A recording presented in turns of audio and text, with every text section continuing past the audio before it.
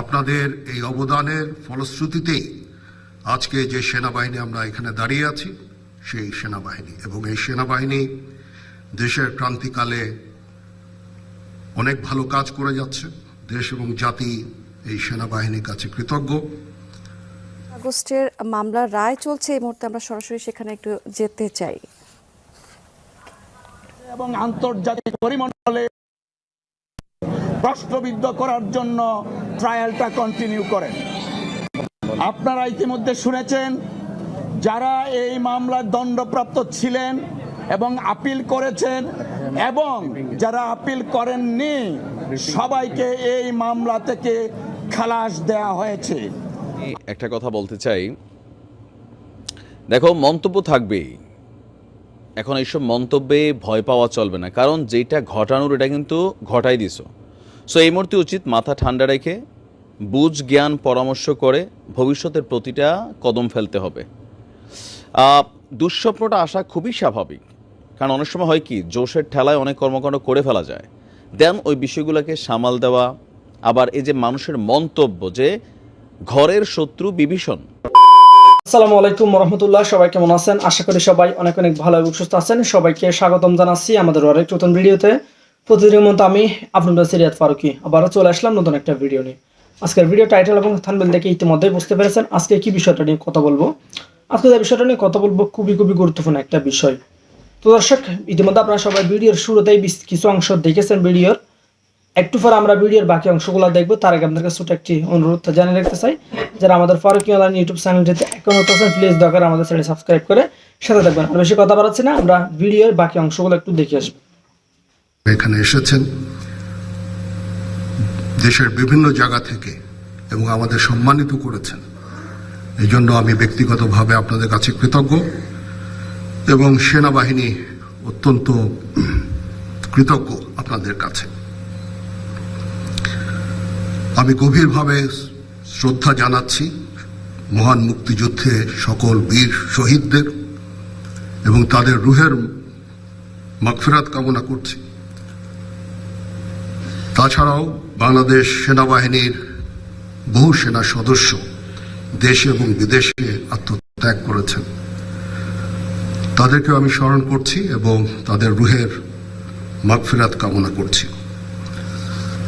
আজকে আপনারা বীর মুক্তিযোদ্ধা বৃন্দ আমাদের এখানে এসেছেন, আমাদের সম্মানিত করেছেন। আপনাদের ঋণ আমরা কোনোদিন শোধ করতে পারবো না। আপনারা জাতির শ্রেষ্ঠ সন্তান, আমাদের পথিকৃৎ।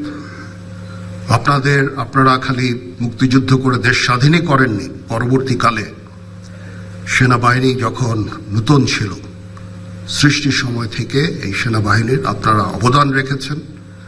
আপনাদের এই অবদানের ফলশ্রুতিতেই আজকে যে সেনাবাহিনী আমরা এখানে দাঁড়িয়ে আছি সেই সেনাবাহিনী, এবং এই সেনাবাহিনী দেশের ক্রান্তিকালে অনেক ভালো কাজ করে যাচ্ছে। দেশ এবং জাতি এই সেনাবাহিনীর কাছে কৃতজ্ঞ। দিন রাত সেনার সদস্যরা পরিশ্রম করে যাচ্ছে দেশের আইন শৃঙ্খলা রক্ষার কাজে। তাছাড়াও আমরা দেশ এবং জাতি গঠনের বিভিন্ন কাজে আমরা নিয়োজিত আছি। ইউএন মিশনে আমরা কাজ করে যাচ্ছি, বিশ্ব শান্তি রক্ষায় আমরা কাজ করে যাচ্ছি। ডিজাস্টার রিলিফ কাজেও আমরা করে যাচ্ছি এবং আমরা পারদর্শিতা অর্জন করেছি। এটা একমাত্র সম্ভব হয়েছে আপনাদের ঐকান্তিক প্রচেষ্টা। আপনারা যে আমাদেরকে যেভাবে প্রশিক্ষিত করেছেন, যেভাবে মোটিভেটেড করেছেন, যেভাবে আমাদের দিক নির্দেশনা দিয়েছেন, তার ফলশ্রুতিতে আজকে এই সেনাবাহিনী এই বর্তমান জায়গায় আছে। এটার কৃতিত্ব অবদান সম্পূর্ণই আপনাদের। আপনারা আমাদের দোয়া করবেন যেন আমরা ভবিষ্যৎ সময়ে, সামনে আরো সময় আছে, একটু ডিফিকাল্ট সময় পার করতে হবে আমাদের, এবং আমরা যেন দেশ এবং জাতিকে একটা ভালো জায়গায়, একটা নিরাপদ জায়গায় নিয়ে যেতে পারি, সেজন্য আমাদের জন্য দোয়া করবেন। আমরা আপনাদের আজকে যেই সামান্য কিছু উপঢৌকন দিলাম, আমরা অত্যন্ত আর আজকে শান্তিকালীন যে পদক যারা প্রাপ্ত হলেন তাদেরকেও কাজ করি, ইনশাল্লাহ আমরা এই দেশের এই ক্রান্তি লগ্ন থেকে দেশকে উদ্ধার করতে সক্ষম হব, একটা শান্তি সুশৃঙ্খল ভবিষ্যতের দিকে যেতে সক্ষম হব। আজকের এই অনুষ্ঠানে আবার আপনাদের কাছে আমি কৃতজ্ঞতা জানাচ্ছি, আপনারা এসে আমাদের সম্মানিত করেছেন। এই অনুষ্ঠান যারা সুন্দরভাবে আয়োজন করেছেন তাদের প্রতিও কৃতজ্ঞতা। সবাই ভালো থাকবেন, আল্লাহ হাফেজ। 21শে আগস্টের মামলার রায় চলছে, এই মুহূর্তে আমরা সরাসরি সেখানে একটু যেতে চাই। এবং আন্তর্জাতিক পরিমণ্ডলে প্রশ্নবিদ্ধ করার জন্য ট্রায়ালটা কন্টিনিউ করেন। আপনারা ইতিমধ্যে শুনেছেন যারা এই মামলার দণ্ডপ্রাপ্ত ছিলেন এবং আপিল করেছেন এবং যারা আপিল করেননি সবাইকে এই মামলা থেকে খালাস দেয়া হয়েছে। আমরা মহান আল্লাহ তাআলার দরবারে শুকরিয়া আদায় করছি, জনাব তারেক রহমান সাহেব আজকের এই রায়ের মাধ্যমে ন্যায় বিচার পেয়েছেন। আজকে প্রমাণিত হয়েছে রাজনৈতিক উদ্দেশ্যে জনাব তারেক রহমান সাহেবকে যে মামলায় সাজা দেওয়া হয়েছিল সেই মামলায় আইনগতভাবে মোকাবেলার মাধ্যমে তিনি আজকে বেকসুর খালাস পেয়েছেন। আমরা আরেকটা কথা একটু বলতে চাই, তা হলো প্রথমেই বলেছি গত 2 দশক যাবৎ এই 21শে আগস্টের মামলাটা বাংলাদেশের রাজনীতিতে ডমিনেট করেছিল এবং সম্পূর্ণভাবে শেখ হাসিনা এবং আওয়ামী লীগের নেতাদের প্রপাগান্ডার শিকার হয়েছিলেন জনাব তারেক রহমান সাহেব। আজকে আমরা এবং দেশবাসী জাতি মনে করেন আমরা সকলে আজকে ন্যায় বিচার পেয়েছি। তারেক রহমান সাহেবের নামটা এসেছিল, আপনারা জানেন 4টা চার্জশিট দেওয়া হয়েছিল, 3টা চার্জশিট, ইভেন 111-এর সময় একটা চার্জশিট দেওয়া হয়েছিল, সেই চার্জশিটে তারেক রহমান সাহেবের নাম ছিল না। শেখ হাসিনা ওয়াজেদ যখন ক্ষমতায় আসলেন তখন আব্দুল কাহার আকন্দকে নিয়োগ করে 4র্থ চার্জশিট দেন, সেই চার্জশিটে জনাব তারেক রহমান সাহেবকে রাজনৈতিক উদ্দেশ্যে এই মামলায় ইনক্লুড করা হয়। আজকে আমি বলছি, আজকে মহামান্য আদালত এই যে 4র্থ চার্জশিট এবং মুফতি হান্নানের 2য় স্বীকারোক্তিমূলক জবানবন্দির ভিত্তিতে যে চার্জশিটটা দেওয়া হয় সেই চার্জশিটটা আইন বহির্ভূত ছিল। সিআরপিসি এবং এভিডেন্স অ্যাক্টে এই চার্জশিটের কোনো আইনগত ভিত্তি নাই, তাই এই চার্জশিটে যারা অন্তর্ভুক্ত ছিল তারা এই মামলা থেকে খালাস পেয়েছেন। আমি বলছি আমি বলবো নাকি জঙ্গলে বলবে এখন কে বলবে?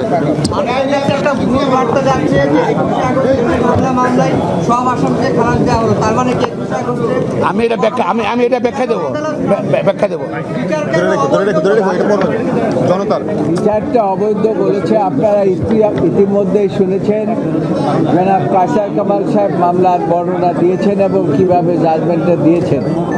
এখানে মূল বিষয়টি আরম্ভ হয়েছে এই যে জনসভার পারমিশন নিয়ে।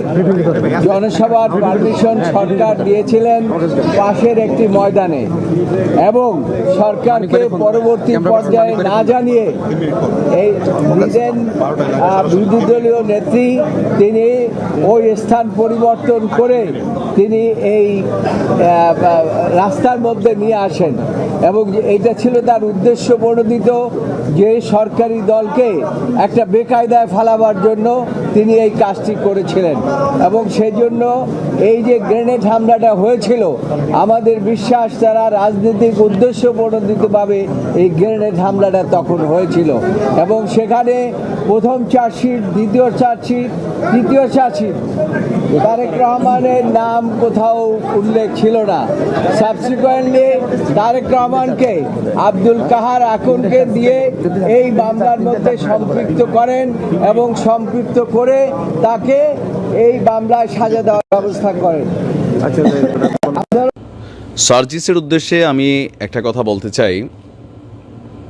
দেখো, মন্তব্য থাকবেই, এখন এইসব মন্তব্যে ভয় পাওয়া চলবে না, কারণ যেটা ঘটানোর এটা কিন্তু ঘটাই দিছো। সো এই মুহূর্তে উচিত মাথা ঠান্ডা রেখে বুঝ জ্ঞান পরামর্শ করে ভবিষ্যতের প্রতিটা কদম ফেলতে হবে। দুঃস্বপ্নটা আসা খুবই স্বাভাবিক, কারণ অনেক সময় হয় কি, জোশের ঠেলায় অনেক কর্মকাণ্ড করে ফেলা যায়। দেন ওই বিষয়গুলোকে সামাল দেওয়া, আবার এই যে মানুষের মন্তব্য যে ঘরের শত্রু বিভীষণ, এখন এই কথাটা কেন, যেহেতু সার্জিস একসময় ছাত্রলীগ করেছ, অনেকগুলো ভিডিও ভাইরাল, তো স্বাভাবিকভাবে এগুলোকে মানুষ কাউন্টার করার জন্য ব্যবহার করছে। তো সেই জায়গা থেকে সার্জিসের ভিতরে, বা অনেকেই বলেন যে অন্যদের কি হবে জানি না, তবে সার্জিসের বেশি শাস্তি হবে। এটার মেইন কারণ কি, সে তো ছাত্রলীগের লোক ছিল। বাট আমি মনে করি বিষয়টা এরকম না। শেখ হাসিনা যদি ঠিকই বাংলাদেশে আসে, শাস্তি সবার সমানে দিবে, বাট কঠিনতম শাস্তি দিবে, এটা কিন্তু বাস্তব, আমরা সকলেই বুঝি, তাই না? তো যাই হোক, আমরা যেটা বুঝি আর সার্জিস যেটা স্বপ্নে দেখে বা কল্পনা করে, তার এলোয়েশন জগতে একটা ট্রমা কিন্তু চলছে। এই ট্রমাটা কি, এই যে বর্তমানে জুলাই আগস্ট পরবর্তী যে অভ্যুত্থানের সিচুয়েশন রাইট নাও, নানান ভিডিও বক্তব্য সেই বা ষড়যন্ত্র তত্ত্ব সামনে আসছে, স্বাভাবিকভাবেই ভয়টা কাজ করার কথা যে পরিস্থিতিটা একটু ঘোলাটে হয়ে যাচ্ছে। আর যখন বিশেষ করে বিএনপির মতন রাজনৈতিক দল, জামাতের মতন রাজনৈতিক দল, আবার ভয়েস অফ আমেরিকার জরিপ বলছে এই দেশের মানুষ আওয়ামী লীগকে রাজনীতিতে চায়, 57% মানুষ আওয়ামী লীগকে চায়, তো স্বাভাবিকভাবেই একটা নীরব টেনশন অথবা ভয় কিন্তু কাজ করে যাচ্ছে। এটা সার্জিসের জায়গায় অন্য কেউ থাকলে এতক্ষণে বেহোশ টেহোশ হয়ে যেত, এটা হচ্ছে বাস্তব। যাই হোক, আপনার সার্জিস বলছে যে খুনি হাসিনা এবং তার দোসররা সব দিক দিয়ে চেষ্টা করছে আমরা যেন সফল না হই। এই কথা কিন্তু সত্য, রাজনীতির মাঠে এটাই হয়। কোনোভাবে যদি আমরা ব্যর্থ হই, কারোর অস্তিত্ব রাখবে না শেখ হাসিনা বা খুনি হাসিনা। তো নামের আগে যেহেতু খুনি আগেই লাগাই দিচ্ছে সবাই, বা ওনার নামের ট্যাগের মধ্যে ইদানিং এই শব্দটা ব্যবহৃত হচ্ছে, বিভিন্ন ঘটনায় তিনি প্রমাণিত হয়েছেন, তো স্বাভাবিক তিনি ব্যাক করলে তো এরকম কিছুই ঘটবে। এর বাহিরে যদি কোনো কিছু ঘটে, সেটা হচ্ছে অতি প্রাকৃত কোনো ইস্যু হবে। সার্জিস বলছে যে 5ই আগস্টে অনেক শহীদ পরিবার রয়েছে যাদের দাফন করতে দেওয়া হয়নি। ঘটনা সত্য, আমরা দেখছি যে ট্রাকের মধ্যে একের পর এক দেহ তুলে আগুন জ্বালায় দেওয়া হয়েছে, তাই না? এগুলো কিন্তু আমরা দেখছি। তাদের বাড়িতে থাকতে দেওয়া হয়নি, তাদের হয়রানি করা হয়েছে। এখন যদি শেখ হাসিনা ফিরে আসে, একই কাজ করবে তারা, তবে এখানে ভুল আছে, এর থেকে দ্বিগুণ কাজ করবে। বিশেষ করে যারা ছাত্রলীগের মধ্যে, যুবলীগের মধ্যে, আওয়ামী লীগের মধ্যে ঘাপটি মেরে বসেছিল, ওই যে ঘরের শত্রু বিভীষণ, এই জায়গা থেকে সার্জিস হতে একটু এক্সট্রা টেন্স হয়। বাকিদেরও হবে, তবে স্বাভাবিক ব্যক্তি জীবনেও যে আপনার খুব কাছের মানুষটা যদি আপনার সাথে বেইমানি করে, তখন এটা আসলে কোথাও না কোথাও একজন মানুষ হিসাবে মেনে নেওয়ার সুযোগ নাই। বাট এখন যেটা ঘটছে, আল্লাহ রাখছে ঘটছে, কিন্তু আওয়ামী লীগ তো কারো না কারো খুঁজতেছে। এই পুরোটা গোসা ঝাল কার উপর দিয়ে যাচ্ছে? আসিফ নজরুলের উপর দিয়ে যাচ্ছে, ডক্টর মোহাম্মদ ইউনূসের উপর দিয়ে যাচ্ছে, আর এই সমন্বয়ক হাতে গোনা 10-15 জন সমন্বয়কের উপর দিয়ে কিন্তু এই ঝড়টা যাচ্ছে। বা আপনারা দেখেছেন তাদেরকে কিভাবে হত্যা চেষ্টারও মানে ট্রাই করা হয়েছে। ভিডিওটা ভুয়া, বাট ঘটনা সত্য। ভিডিওটা আগের ছিল, অ্যাক্সিডেন্টের ঘটনা সত্য। তো সার্জিস বলছে সেই জায়গা থেকে আমাদের দায়িত্ব হচ্ছে যে স্বপ্ন নিয়ে, স্পিরিট নিয়ে অভ্যুত্থান হয়েছে তাকে রক্ষা করা। আর ময়মনসিংহ সদরের অ্যাডভোকেট তারেক স্মৃতি অডিটোরিয়ামে গতকালকে একটা প্রোগ্রাম ছিল, সেখানে 55 পরিবারকে আর্থিক সহায়তা দেওয়া হয়েছে। তো আরেকটা খুবই সুন্দর কথা বলছে যে আমরা আমাদের জায়গা থেকে সরকারের যেমন গঠনমূলক সমালোচনা করব, একইভাবে আমরা প্রশাসন থেকে শুরু করে সার্বিকভাবে মিলিয়ে তাদের কাজে সহযোগিতাও দিব। তো আপনার এখানে বোঝা যাচ্ছে যে সার্জিস যেই স্বপ্ন দেখছে, আপনি হাসনাতদের বক্তব্য দেখবেন, আসিফদের বক্তব্য দেখবেন, কারণ এটা তো স্পষ্ট যে এই বাচ্চাগুলো জীবনকে কিন্তু একটা জায়গায় নিয়ে গেছে। যেমনি হোক ঘটনা ঘটে গেছে। ইভেন তারা বাংলাদেশে বসবাসকারী যারা আওয়ামী লীগের কট্টর সমর্থক আছেন, দোষগুণ যাচাই বাছাই করেন না, তারা কোনোভাবেই মানতে নারাজ না। তারা সবচেয়ে বেশি খেপা সার্জিসের উপর, যে এই ছেলে তো ছাত্রলীগের ছিল, বঙ্গবন্ধু নিয়ে এমন ভাষণ দিছে, সে কেমনে এখন এই বঙ্গবন্ধু বিরোধী বা শেখ হাসিনা বিরোধী হইলো, অন্যদেরটা মানতে পারি। এই ক্ষোভটা আসলে অনেকের কাজ করছে, আমি কমেন্টগুলোতে দেখি বা আমাদের ভিডিওতে। তো ওই জায়গা থেকে রেড অ্যালার্টটা, মানে হাসনা তাকে কতটুকু ছাত্রলীগ করতে জানি না, তো সার্জিস কোথাও না কোথাও এই জায়গাটাতে একটা ওভার টার্গেটেড, মোর দেন আমাদের যতগুলো সমন্বয়ক আছে। বাকিরা অনেকে শিবিরের সাথে কানেক্টেড বা অন্য দলের সাথে কানেক্টেড, কিন্তু সার্জিস এই জায়গাটাতে একটু টেন্সড হচ্ছে। বয়স কম, বাট নেতৃত্বের গুণাবলী আছে, দৃঢ় বক্তব্যের সুযোগ আছে, আগে থেকে সে বাকপটু ছেলে। তো এখন যেটা ভয় হচ্ছে, ভয়টা সার্জিসের জায়গায় যে কোনো মানুষের, ভাই এর থেকে বড় বড় পলিটিশিয়ানদেরও কিন্তু ভয় হয়। তো সেই জায়গায় বাচ্চা ছেলে, শরীরে জোশ আছে, তারপরে যথেষ্ট কনফিডেন্স নিয়ে বক্তব্য দিচ্ছে, সারা বাংলাদেশে চষে বেড়াচ্ছে। এই সাহসটা অন্য দলের কোনো বর্ষিয়ান রাজনৈতিক নেতাও হয়তো বা সহজে করতো না।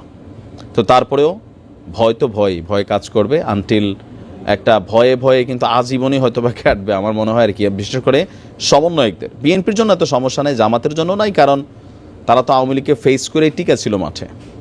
তো সমন্বয়কদেরকে নিয়ে শুধু আমি না, সবাই কিন্তু বলেন যে একতাবদ্ধ না থাকলে, আওয়ামী লীগকে রাজনীতির সুযোগ দিলে, যে কোনো কিছু করলে। জানতে চাই কমেন্ট সেকশনে তো জানাতে পারবেন, যাই হোক, আমাদের চ্যানেলে আসলে- নতুন থাকলে চ্যানেল সাবস্ক্রাইব করে সাথে থাকবেন। এই বিষয়টা নিয়ে আপনার প্রতিক্রিয়া দ্রুত কমেন্টে জানিয়ে ফেলুন।